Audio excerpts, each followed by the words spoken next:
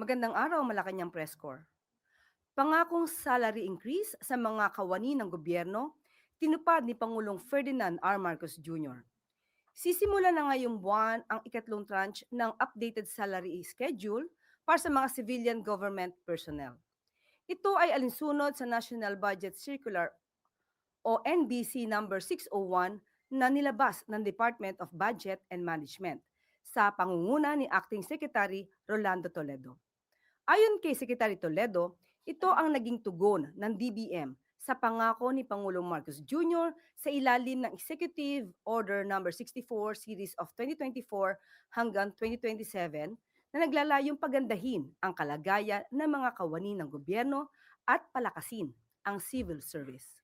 Dahil dito, iaangat ang sahod ng mga kawani batay sa third tranche salary schedule at sa tamang step ng salary grade ng kanilang posisyon as of December 31, 2025. Maglalabas ang DBM ng talaan patungkol dito. Saklaw ng NBC number 601 ang lahat ng civilian government personnel, regular man, casual o contractual, appointive or elective, at full-time o part-time sa executive, legislative at judicial branches ng pamahalaan.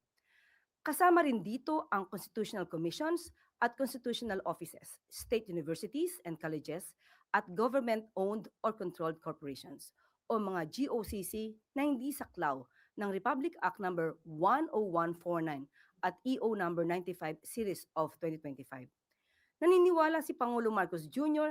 na nararapat lang mabigyan ng tamang pagkilala ang mga kawani ng pamahalaan na walang humpay na nagsisilbi sa bayan. Maraming salamat po sa inyong lahat.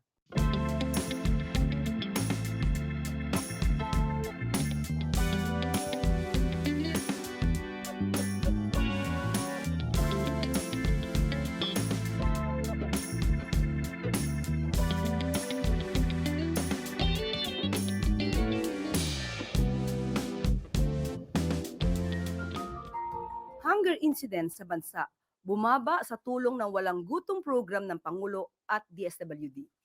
Poverty self-rating bumaba rin. Alinsunod sa direktiba ni Pangulong Ferdinand R. Marcos Jr. na tiyakin ang kapakanan ng ating mga kababayang lubos na nangangailangan ng tulong. Malugod na tinanggap ng DSWD ang resulta ng SWS survey patungkol sa pagbaba ng hunger incidents sa bansa. Ayon sa survey, bumaba sa 20.1% ng mga respondents ang nagsabing nakakaranas sila ng involuntary hunger. Nakita ang magandang resulta na ito kumpara sa nakaraang taon. Ayon sa ahensya, ang pagbaba ng dami ng mga Pilipino nakakaranas ng gutom ay malaking tagumpay para sa bayan. Ibig sabihin lang nito ay ramdam na ang mabuting epekto ng social protection programs ng pamahalaan. Gaya ng walang gutom program na naglalayong tuluyang wakasan ang gutom sa bansa. Ayon din sa utos ni Pangulong Marcos Jr., palalakasin pa ng DSWD ang walang gutom program upang palawakin ang coverage nito at makapaglingkod sa 300,000 beneficiaries ngayon 2026. Maliban sa pagbaba ng hunger incidence sa bansa, bumaba rin ang poverty and food poverty self-rating ayon sa survey ng Okta Research. Batay sa resulta na pinakahuling tugon ng masa survey, bumaba na lamang sa 37% ng respondents ang nagsasabing sila ay mahirap. Malaking pagkakaiba mula sa 54% noong September ng nakaraang taon. Ayon sa tala ng Okta, ito ang pinakamalaking pagbaba ng self-rated poverty sa loob lamang ng 3 buwan. Bumaba din ang food poverty incidence sa antas ng 30% mula sa dating 49%. Ano man ang maging resulta ng survey, ay magpapatuloy ang pamahalaan sa pagkilos upang maibsan ang kahirapan at kagutuman sa bansa na naranasan noon.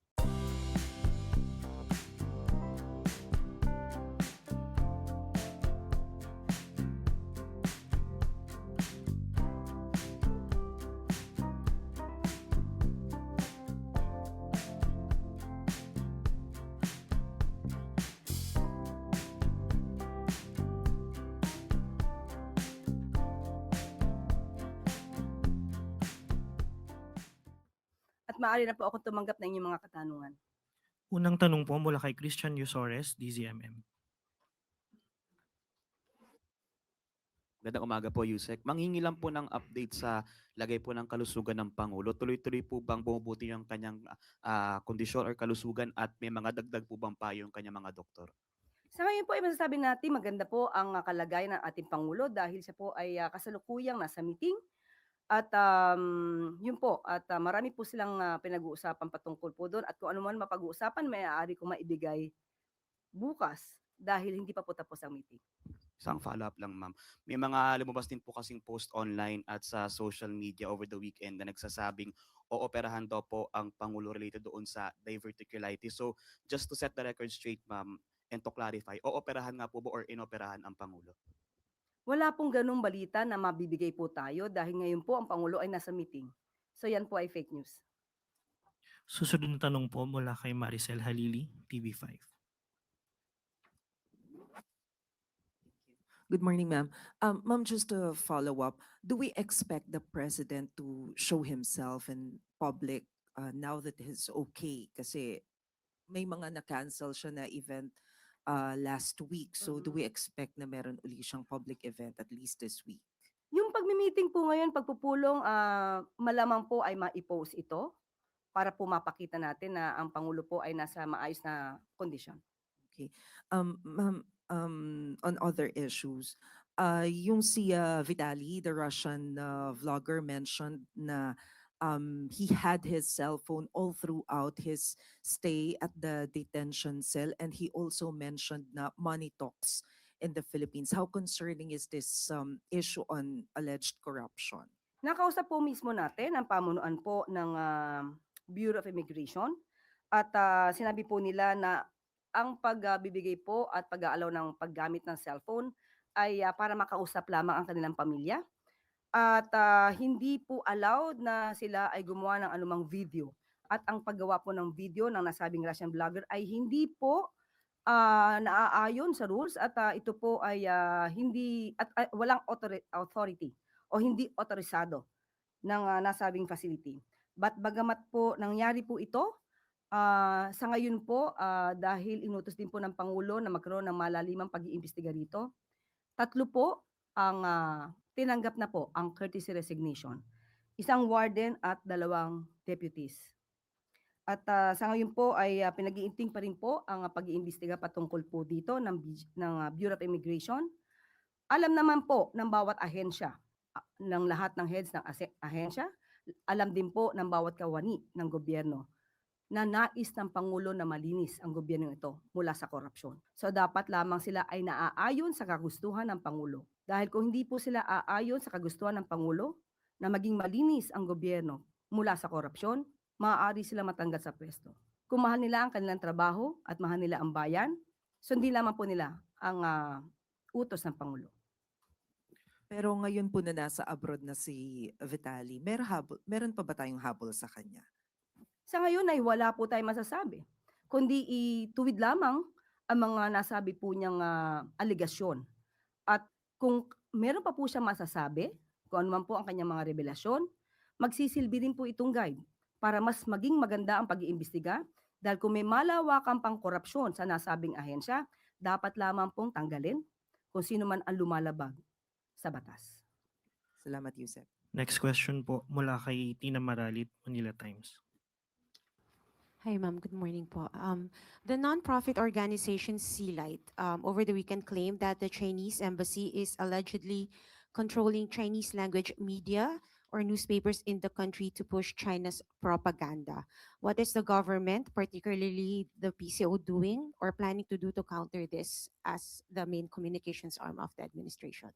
Matagal na po nababalita na may ibang bansa na nakikialam sa ating politika. Pero ayon na rin po sa PCO, iginagalang po natin ang freedom of expression, ang freedom of speech. Ngunit kinukondena natin ang anuman disinformation o fake news. Sa ngayon po, nakikipag-ugnayan din po ang PCO sa DICT at CIC upang malaman po natin kung may mga authentic behavior at hindi sumusunod sa mga panuntunan.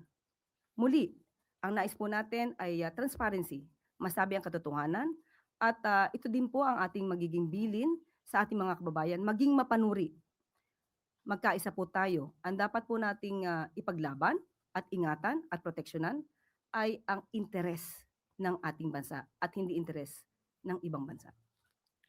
Salamat po. Next question po, Let Narciso, DZRH. Good morning, Yusek. Ma'am, ipinatawag po ng Foreign Ministry ng China si Philippine Ambassador to China, Jaime Flor Cruz, dahil inaalmahan nila yung umano'y smear campaign na ginagawa laban sa China ni Commodore J. Tariela. Ano po ang reaksyon ng palasyo dito? Tama po, napatawag po si Ambassador Flor Cruz at doon sa meeting po na yun ay pinagtibay pa rin kung ang ating paninindigan para sa maritime issues at para proteksyonan din po ang ating soberanya. Sige po, go ahead. Bago po yan, sinita na rin ng Chinese Embassy si Commodore Tariela dahil sa kanyang mga social media post. Ang DFA at ilang mambabatas nagpahayag ng suporta doon sa ating mga opisyal at mga institusyon ng gobyerno na dumidepensa sa ating soberanya. Ang presidente po ba may kahalintulad na pahayag? Unang-una po, ang Pangulo po, siya po ang nagsabi na hindi po niya isusurrender even an inch of our territory. So, ano man po ang ginagawa ng ating mga ahensya upang ipaglaban ang interes ng ating bansa, yan po ang nais ng Pangulo at yan din po ang utos ng Pangulo. But mananatili pa rin po na diplomasya ang kailangan para kung mayroon mang issues sa ibang bansa, maayos po. In a way na dapat may kasamang diplomasya. Next question po, Ivy Reyes, Bilyonaryo. Ma'am, good morning po. Can we get Malacanang's reaction to the third impeachment complaint against PBBM being based on Kong Toby Chanco's statement that PBBM castigated Kong Martin and Zaldico back in November 2024 for taking public fund, thereby serving as proof that the president knew what was happening? Ang exact words po ni Kong Toby ay, Martin, kayo ni Zaldi, ilang bahay pa ba gusto nyo sa Forbes Park? Gaano karaming helicopter at eroplano ang kailangan nyo? At gaano karaming caviar ang kaya nyong kainin? Your comment po. Wala pong naibibigay sa ating anumang mensahe ang Pangulo patungkol sa sinasabing pag-uusap nila ni Congressman Toby Tiangco. Pero noon pa man, alam na natin na ang Pangulo ay tutol sa korupsyon.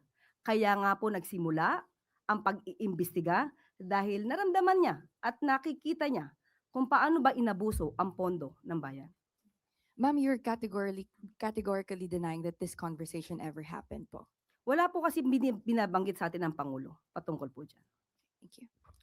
Next question po, Christian Bascones, PTV4. Yuse, good morning. Sa kabila po ng paghihimok ng presidente sa BARM na magkaroon ng pagkakaisa, bago pa man ang halalan, nangyari pa rin ang pag-aambush sa alkalde ng Sharipagwak. Luckily, nakaligtas po siya. Now, what steps is the national government taking to ensure the safety of all local officials and to address political violence in Mindanao, especially po sa BARM? At ano po ang mensahe ng palasyo pagkatapos po ng pangyayaring ito?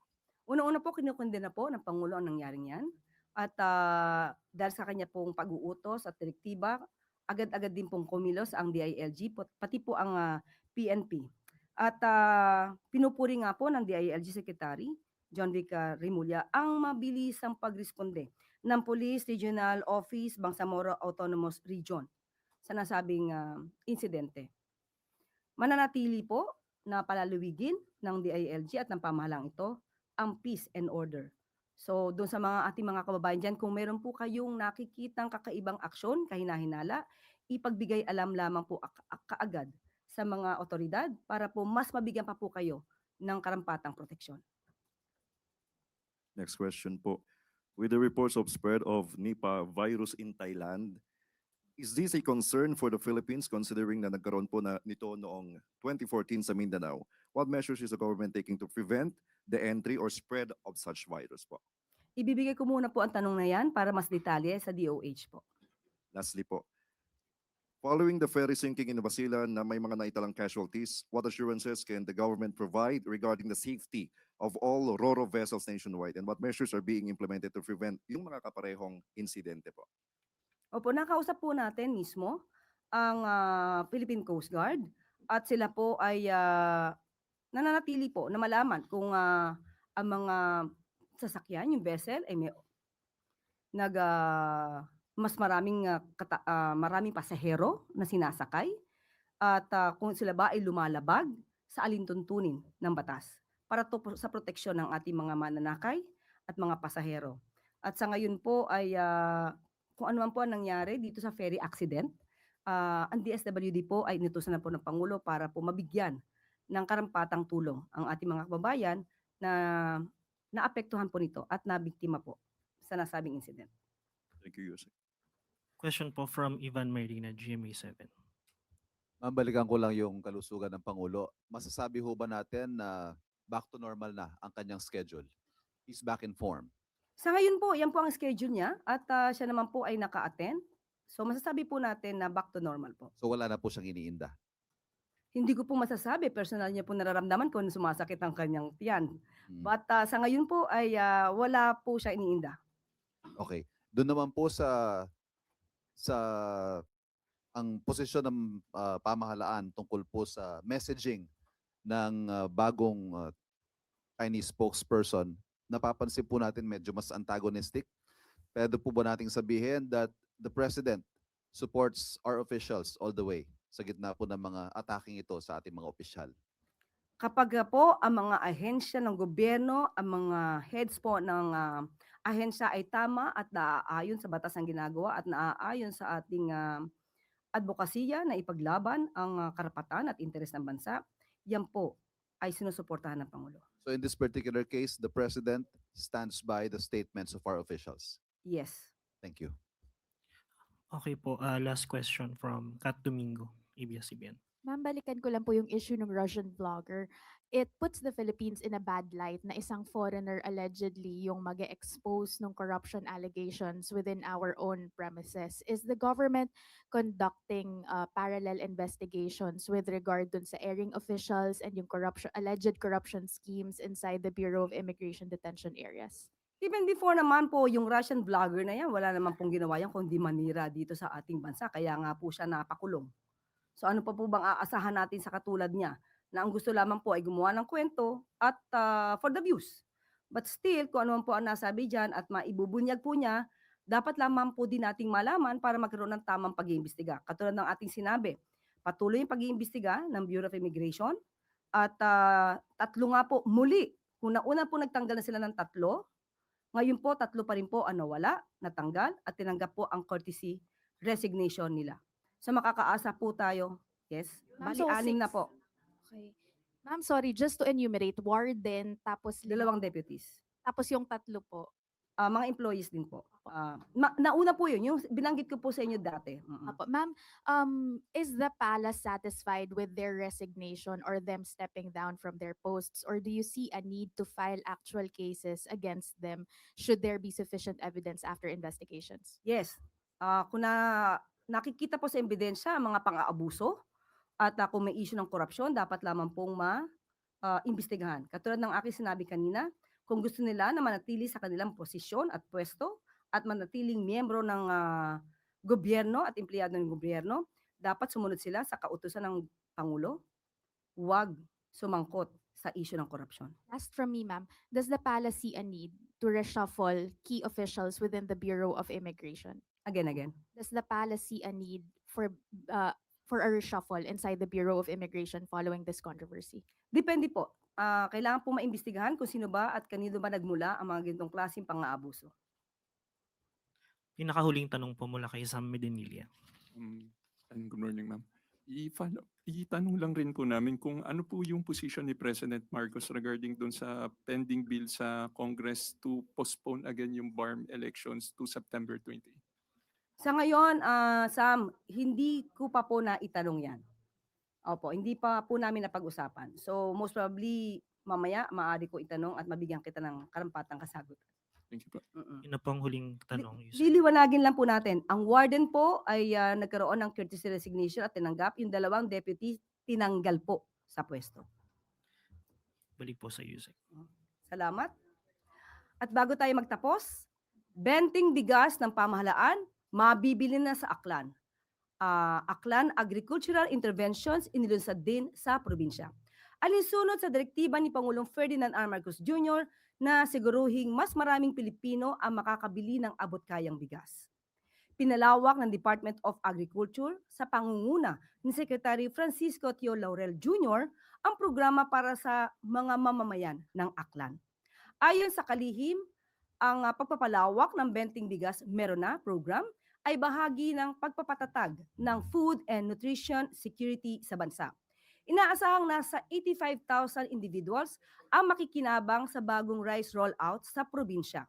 Maliban sa expanded 20 pesos rice rollout, namahagi din ang DA ng iba't ibang agricultural interventions para pasiglahin ang produksyon at kabuhayan sa Aklan. Aabot sa 75 million pesos ang halaga ng assistance na ipinamigay gaya ng tractors, harvesters, farm inputs, seeds and fertilizers, crop indemnity checks, composting facilities, renewable energy systems, trading capital at fishing boats. Ang mga intervensyon na ito ay naaayon sa pagpupursigi ni Pangulong Marcos Jr. na iangat ang dignidad ng ating mga magsasaka at pagandahin pa ang kanilang tanim at ani. Masustansya at abot-kamay na pagkain, mas masiglang sektor ng agrikultura, ilan lamang ito sa mithiin ng Pangulo para sa bagong Pilipinas.